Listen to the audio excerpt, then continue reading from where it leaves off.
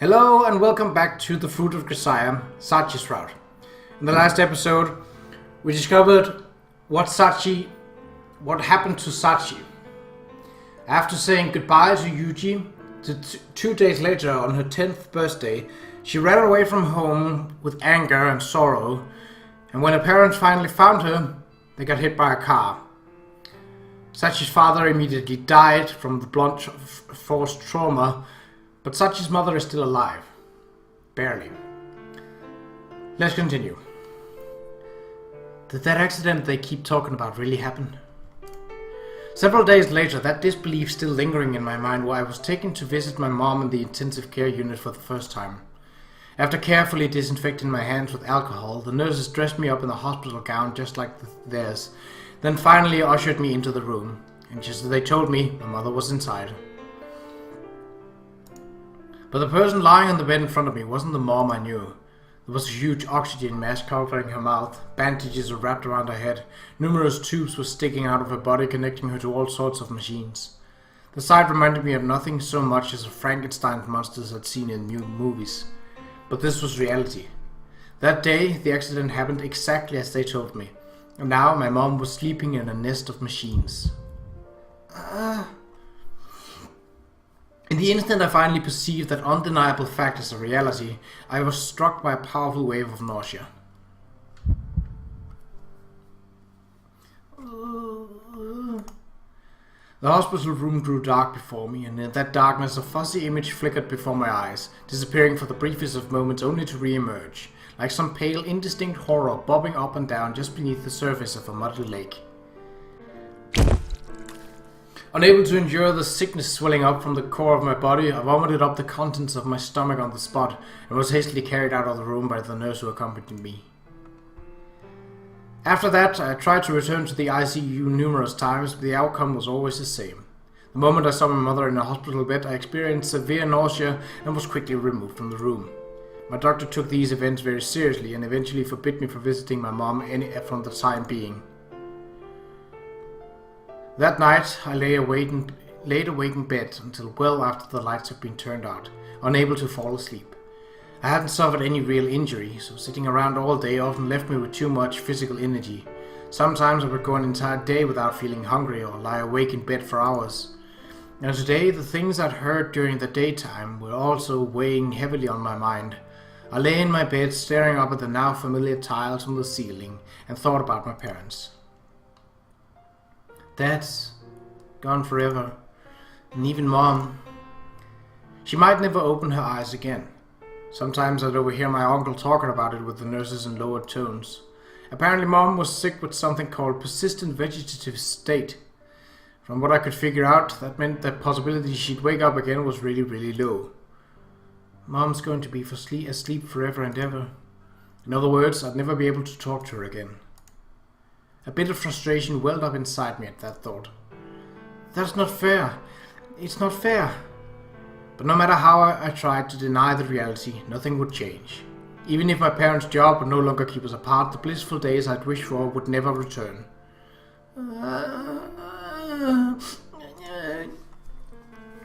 The more I understood the situation, the heavier my despair grew. Tears spilled relentlessly from my eyes. My mind was filled with a miserable new question. Why? Why had it turned out like this? I mean, it was my birthday. I was gonna play with Yukon all day. It should have been a way happier birthday than last year. But in reality, I hadn't been able to see him. And because of that sudden accident, Dad was dead and Mom was sleeping forever. Everything I loved had been taken from me in one horrible instant. Why? Why did this happen? It's not fair. Why? When I squeezed my eyes shut in an attempt to escape the cruel reality of my situation, I thought I heard someone's voice in my mind. Tell me, Sachi. What? Why? Why did you run out of the house back then? Why? Why weren't you a good girl? Mommy and Daddy got hit by a truck. It really, really hurt, you know.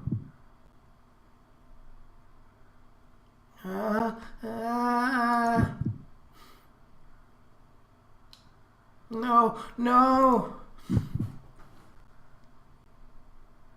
Stop it! Since the day I accepted that the accident had really happened, these feelings had been lurking unacknowledged in the depths of my mind. That accident happened because of me. If I had listened to my parents and stayed in the house, they wouldn't have been in the street when that truck ran the red light. Even Yukon, I selflessly tried to manipulate him into coming to the park. Maybe that's why he didn't show up. Maybe he just finally got sick of me. In other words, it's all my fault.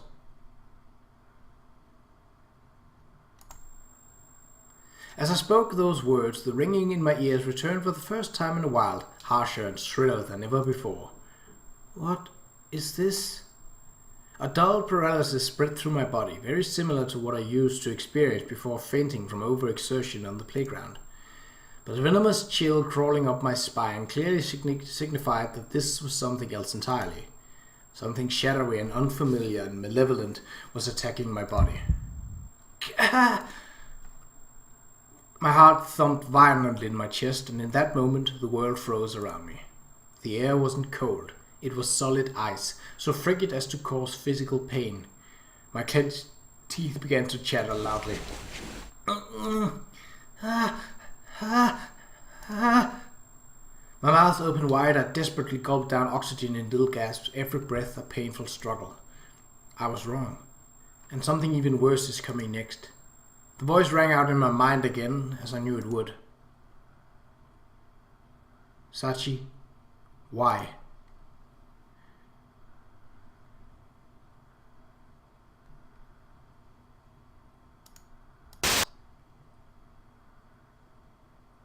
No! No! And so the nightmares began.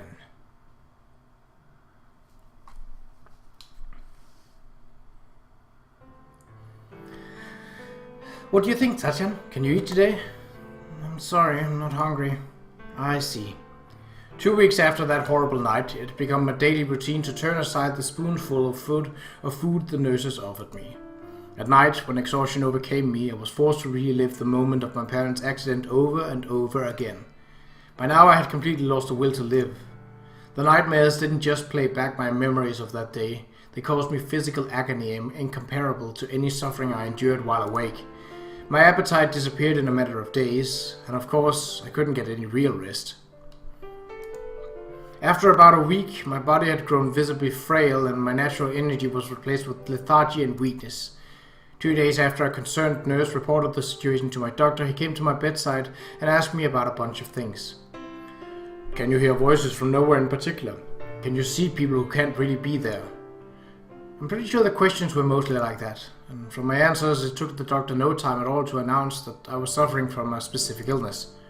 To summarize it in his words, a mental illness caused by a temporary exposure to a catastrophically intense stress. With that diagnosis, it became clear that I had suffered my own wound in that accident, and previously scheduled discharge from the hospital was postponed indefinitely.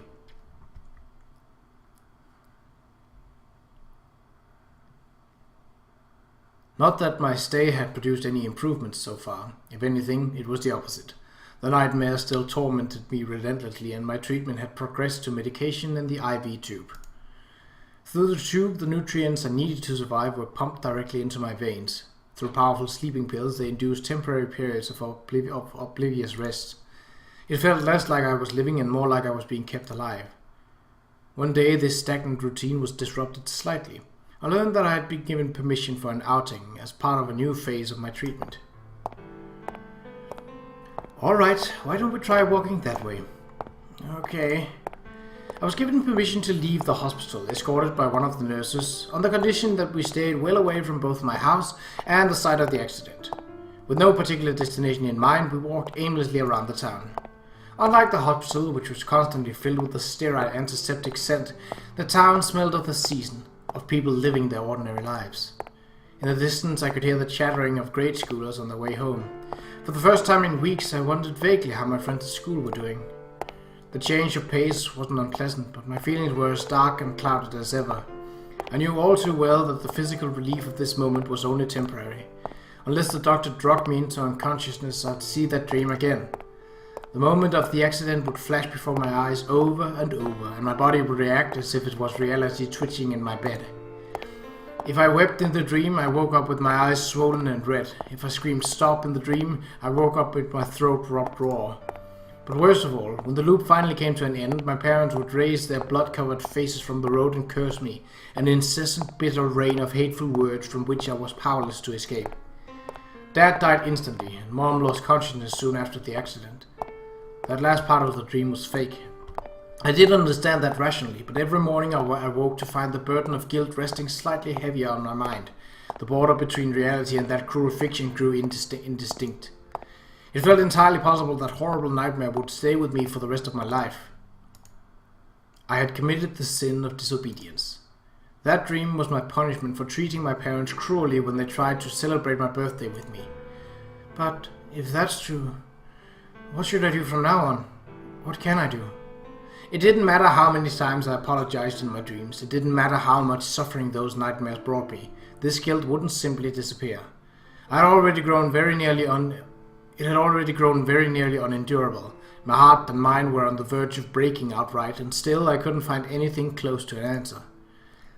Somebody please, tell me the answer. And as I whispered that plea to myself, I noticed a parent and a child walking slowly down the sidewalk toward us. A mother, her face clearly troubled, and her young son yanking rudely at her hand. "Come on, Mom, I really want that Skipjack Man action figure." "Listen, I just bought you a toy the other day, didn't I?" But I need that Skipjack Man now. I want to make him fight with the poultry poltergeist." "Jeez, you're spoiled rotten, you know that. You know what will happen if you're a bad boy all the time, Messiah? No one's going to like you anymore, and then you'll be all alone." The moment I heard those words, it was as though an icy hand had seized my heart. "I don't want to be alone." "Then I guess you better be patient about that action figure." "Okay." "Hey, that's a good boy, Messiah. Keep it up and I'll buy you another toy before long, okay?" "Yeah!" The mother and child passed by my side, their expression completely transformed into smiles.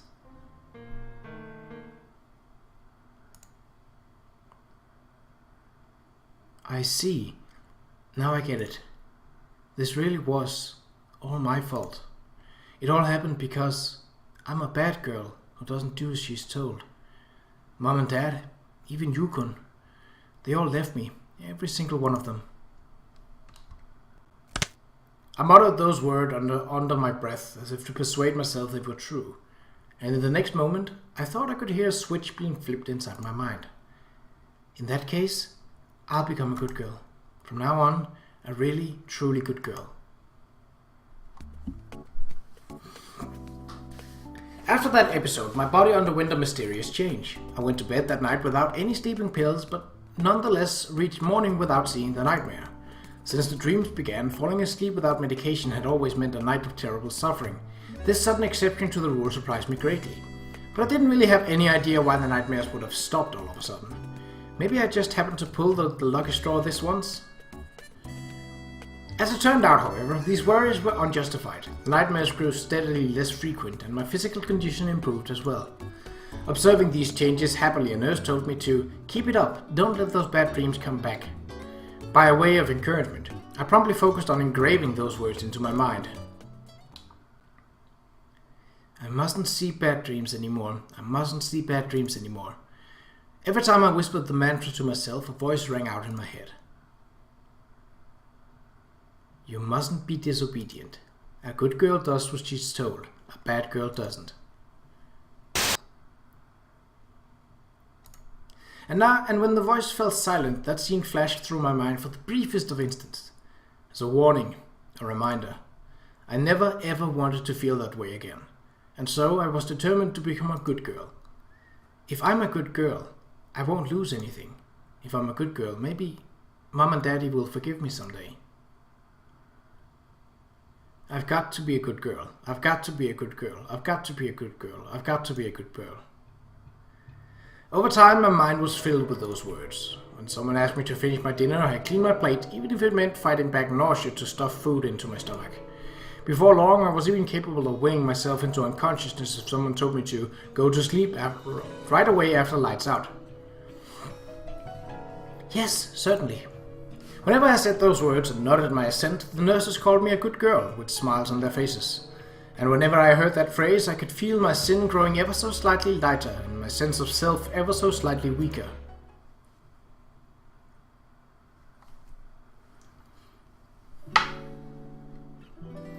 It took some time afterward, but eventually I was discharged from the hospital, conditional on my return for thorough regular checkups. The reason, naturally, was that my painful nightmares had grown extremely rare and my sleep and eating habits had returned to normal. The rapid and dramatic improvement in my symptoms did quite surprise my doctor and nurses, but I'm fairly sure the adults convinced themselves my little trip outside the hospital for a change of pace had simply succeeded beyond their expectations. However, the doctors did think it best for me to leave my hometown and the many painful memories it held behind.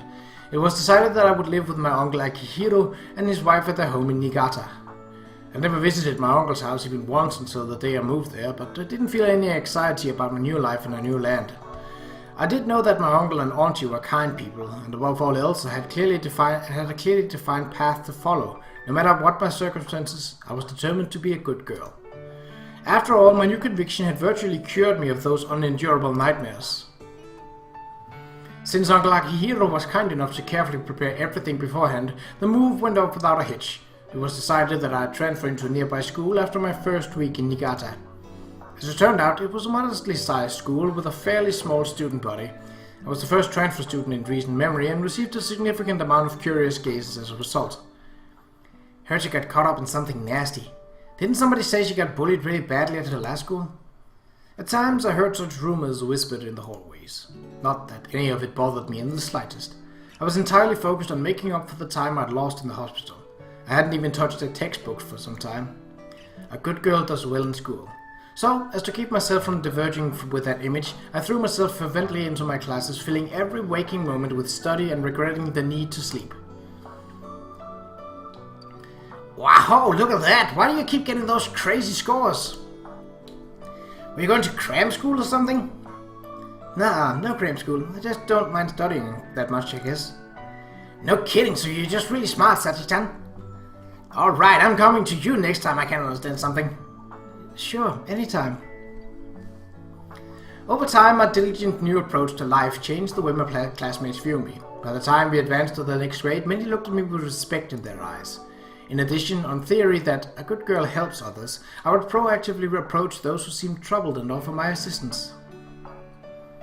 Just by chasing after my ideal in this way, at some point a crowd gathered around me. As in my previous school, everyone in class started calling me Sachan, and I made lots of friends who would invite me out to play. My uncle, who'd been worried about how I adapt to living in the country, was very pleased by this, and my teachers offered consistent praise for my effort into the classroom and helpful attitude. The harder I tried, the nicer everyone was, and I tried very hard indeed. The compliments and smiling faces reminded me of the happiest days of my life when my parents had been kind to me. I grew steadily more convinced that my new way of life of thinking was correct. But such universal reserved affection for good people doesn't last beyond childhood. As if to warn me of that fact, when I advanced to the next level of school, I found the emotionally changed malice characteristic of adolescence waiting for me.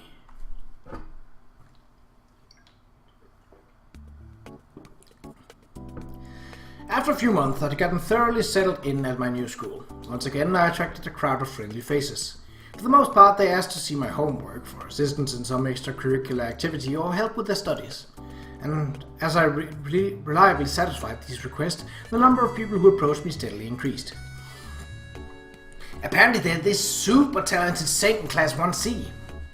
Such rumors spread across the school and I became something of a minor celebrity, and in time I began to encounter those who found that irksome.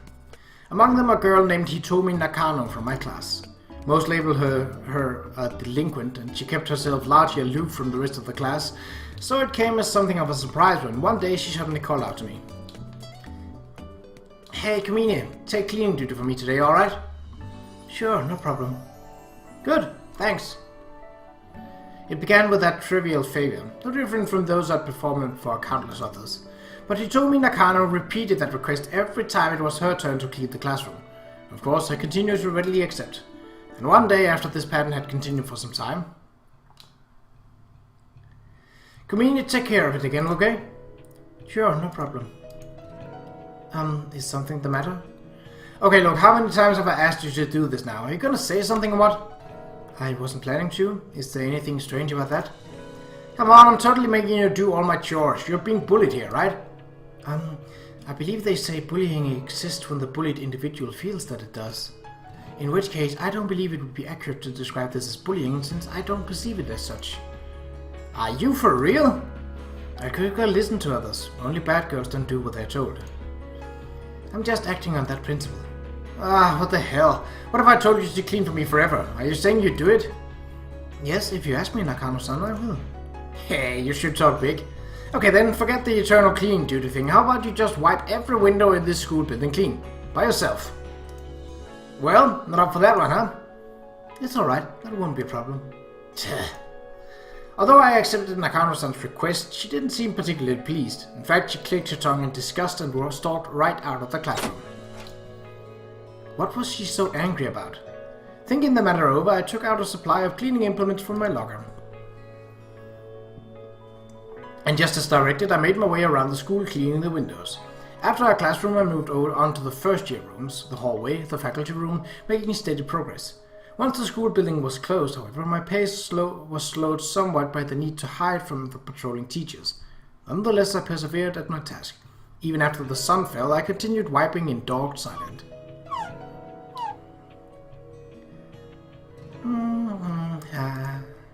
My arms quickly grew heavy from the sustained effort of reaching up to clean the higher windows, and after a few hours my shoulders were screaming with pain. Even so, I kept my hands moving. I had my directions and I had to obey them. My personal circumstances were irrelevant. My body might ache or suffer injury, but neither mattered so long as it could move. If movement were to become impossible, I would simply reassess the situation and attempt to find an alternate means to accomplish my task. At the moment, wiping all of the windows in this school clean took priority above all else. When she found me in the hallway the next morning, still wiping windows, he told me Nakano's jaw dropped open. What the hell are you doing? What do you mean? I'm cleaning the windows, as requested. As requested? Are you telling me you've been here all night cleaning windows? Yeah, the school's pretty big, so it looks like I won't be able to do them all before class starts today, but if you'll give me just a little more time, I'll definitely finish the job. For a brief moment her eyes went wide, and the next she roared with laughter. Ha ha ha ha! Holy crap, you really are one hell of a good girl. I'll back you up on that one. Yes, thank you.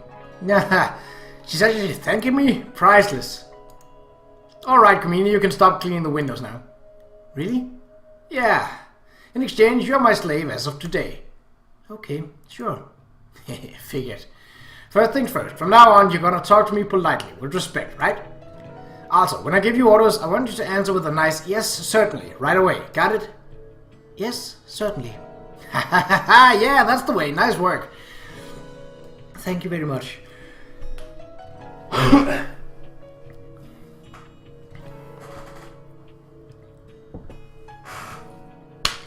I didn't particularly hesitate at the prospect of becoming a slave.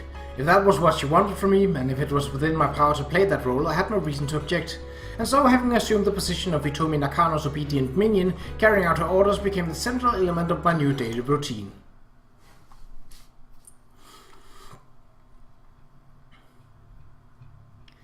Kamini, take care of the rest. Yes, certainly. I can't quite remember how many times we repeated this exchange. It happened too often for me to be sure. My more common duties involved completing her homework by proxy, helping her cheat on tests, and arranging cruel pranks against those she disliked. There were other requests as well. Every once in a while she'd call for me in the middle of the night simply to mock me for actually showing up. After laughing with a friend, she would send me right back home. But that was alright with me. I was a slave, so all I needed to concern myself with was executing her commands. No matter how difficult the orders she gave me, through careful thought and diligent effort I would always find a method of carrying them out. When I succeeded, her mood would often improve. On occasion she even offered a few words of praise for a good girl. But more than anything else, simply obeying someone's instruction was pleasant in itself. While executing her orders, there was no need to think about anything else. The reason for those orders, the consequence of successfully carrying them out, anything and everything else was totally irrelevant. In those moments, and in those moments alone, the burden of guilt I carried with me was lifted from my shoulders, and the image I wanted to erase from my mind more than anything else stayed safely buried away. Therefore, there was nothing wrong about this. A good girl does what she's told. I believed absolutely in those words. For me, they had become kind of a faith.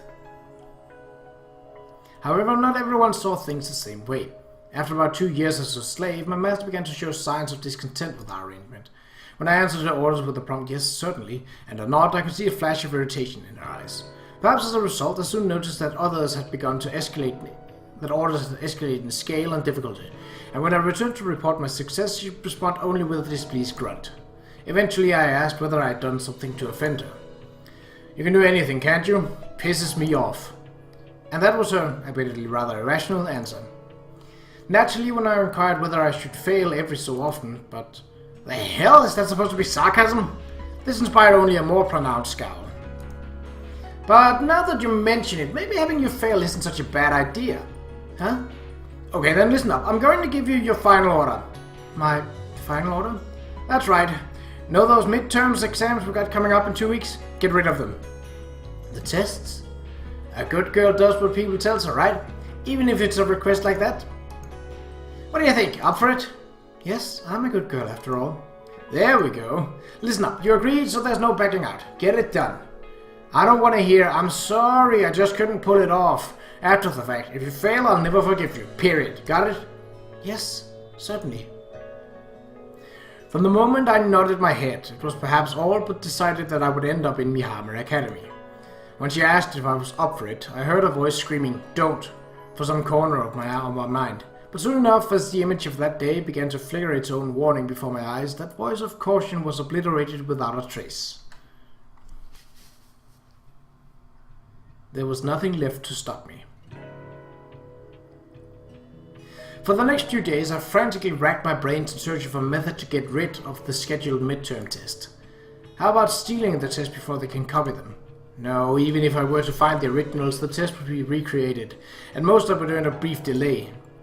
In that case, how about copying the test secretly and bringing her the answers? No, while that might ensure her a perfect score on her exams, the tests themselves would be held as usual. Then, what else can I do? How can I possibly get rid of these texts? The more ideas I ran through, the more I realized the enormous difficulty at the task at hand. My focus grew slowly more intense and obsessive. My thoughts ran in circles.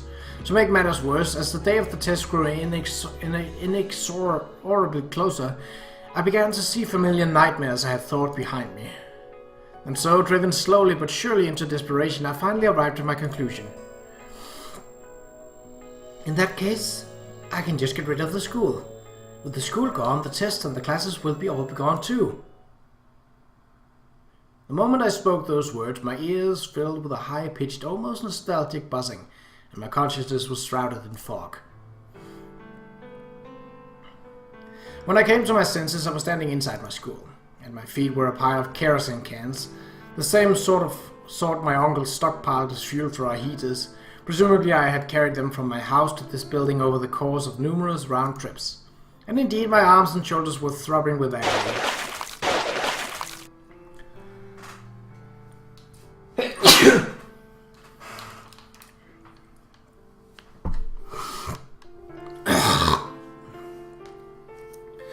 The situation was clear enough. Moving as though possessed, I emptied the cans all around the building in what felt like minutes, ignoring the protests of my exhausted body.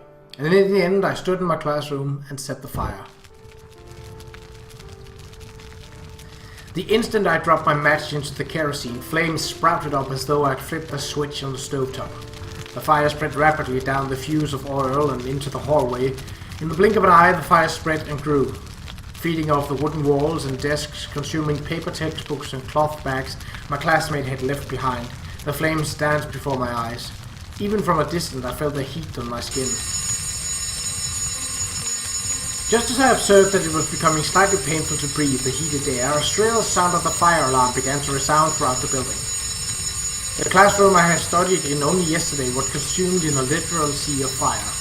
And yet, even as part of my world vanished before my eyes, I felt nothing in particular. Look at it burn. The thoughts running through my mind were nothing but the disinterested impression of a casual spectator.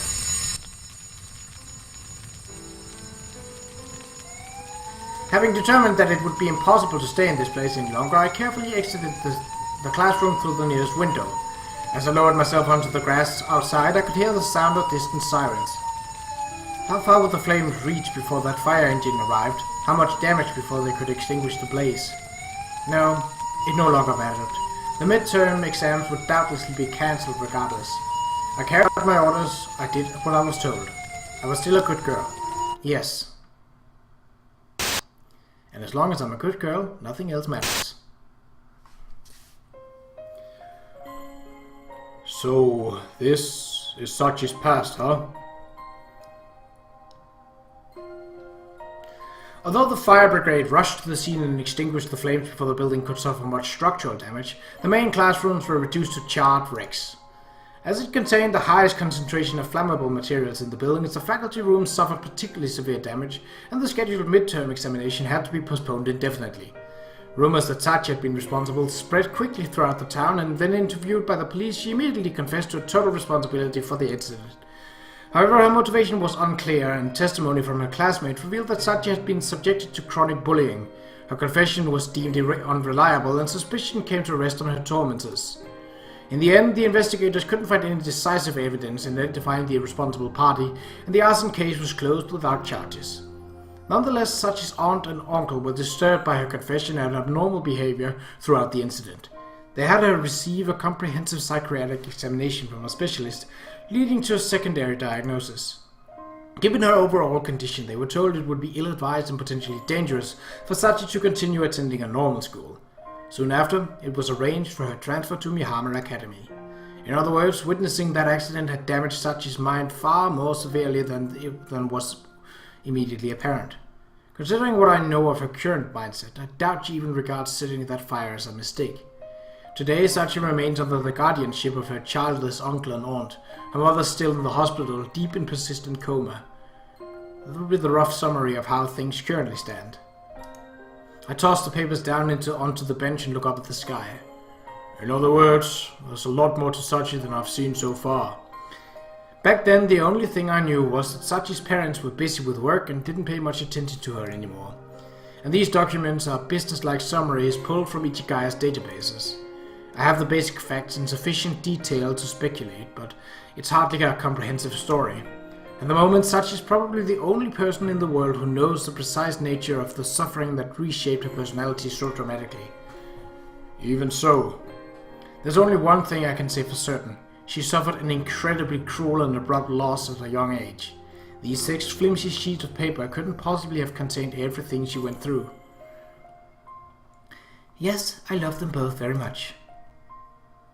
From the way Sachi spoke those words, I think they were absolutely true, and that means she saw the people she loved most in the world fatally injured before her eyes.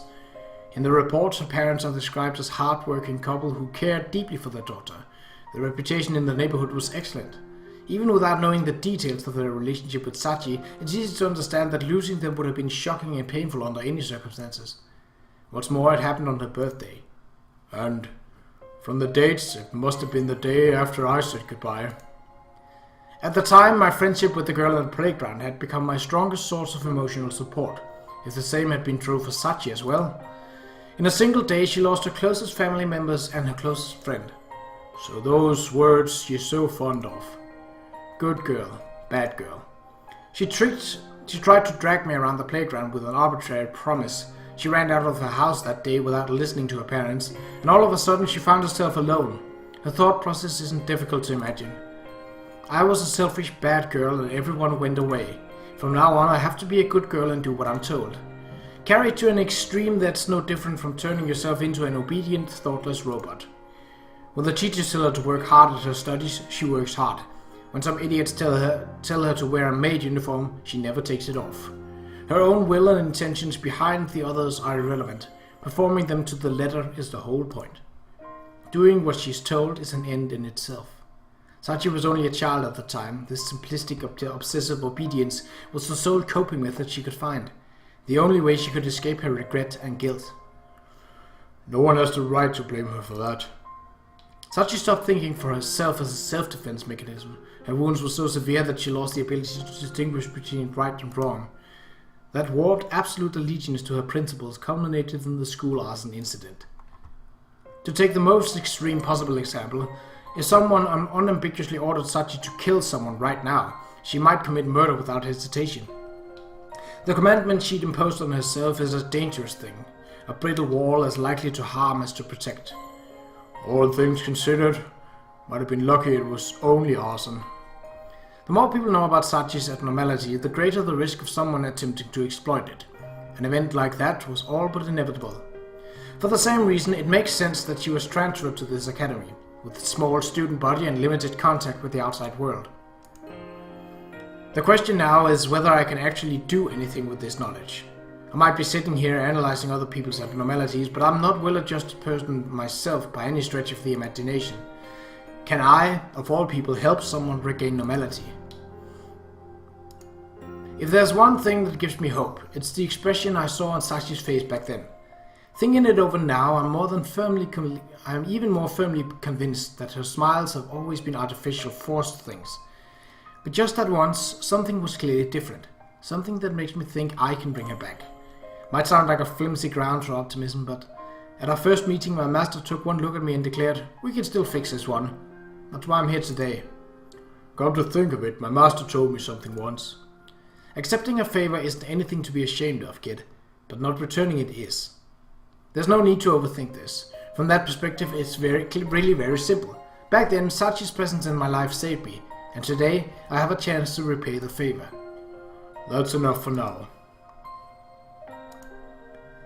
Seems Kumina-san might not be the only person you're trying to change. And we shall see what happens in the next episode. So until then, take care.